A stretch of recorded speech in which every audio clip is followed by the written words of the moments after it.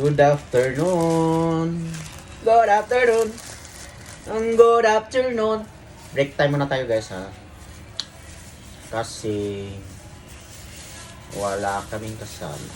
Kaya siya, maglagay tayo ng gloves para hindi na tayo hugas ng ating kamay. Yan guys, so yung chokes to go guys. Kita ko sa inyo. Yan. Lami-lami po, ubay-ubay.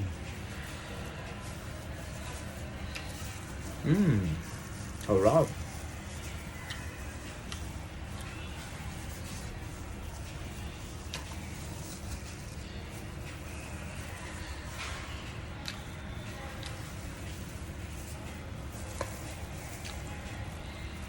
Yung jokes ko nila kasi dito sa SM is non-pork because of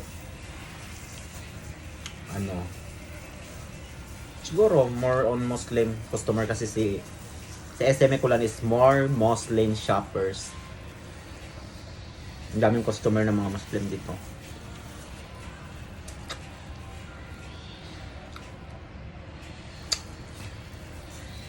Kasi si SM Kulan is sobrang ganda niya sa Tsaka alam nyo, pinapalakihan pa yung SM ko lang. Ganun ka, yung SM. Supportive sa mga, nila. Maganda yung pagsa-shopping nyo kasi lumalawak yung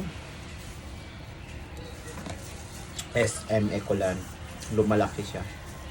Pinapalaki nila.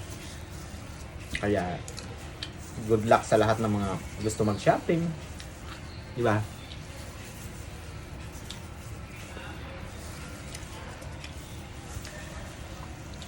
Alam niyo yung yung chokes to go, hindi na kailangan yung gravy kasi yung chicken nila is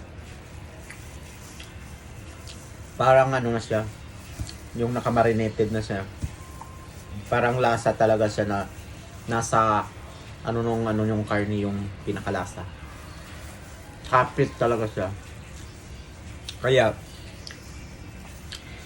pag gusto nyo kumain, try nyo sa SM Supermarket, Ikulan.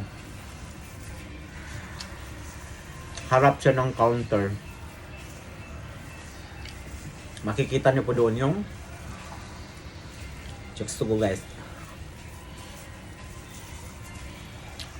Ang sarap. May buong manok sila, saka mayroon silang mga fried chicken.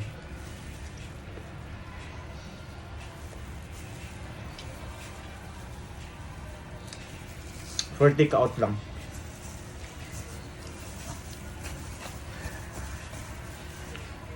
Sobrang sarap ng kain nyo pag ganun.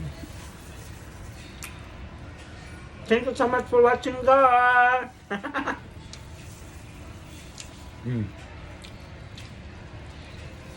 Sarap. Lasa talaga siyang chicken, yung yung karne. Tapos manamis-namis siya guys.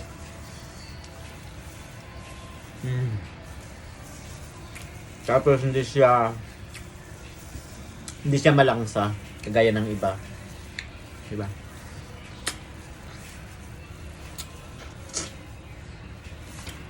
Tapos grabe, ang lambot talaga ng karne nila guys. Parang siya, naka-pressure cooker siya.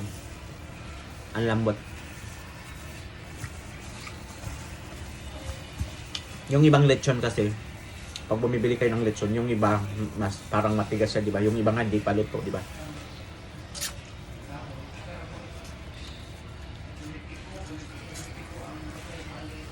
Ito kasi is naka-oven siya. Kaya sobrang ganda ng pagkakaluto niya. Tagusan talaga hanggang buto-buto niya yung pinaka lambot ng at saka yung lasa. Kaya, chokes to go! Chokes to go, baka naman. Tapos papadalhan pala tayo ng chokes to go ng manok. Lechon manok. Mag-chokes to go!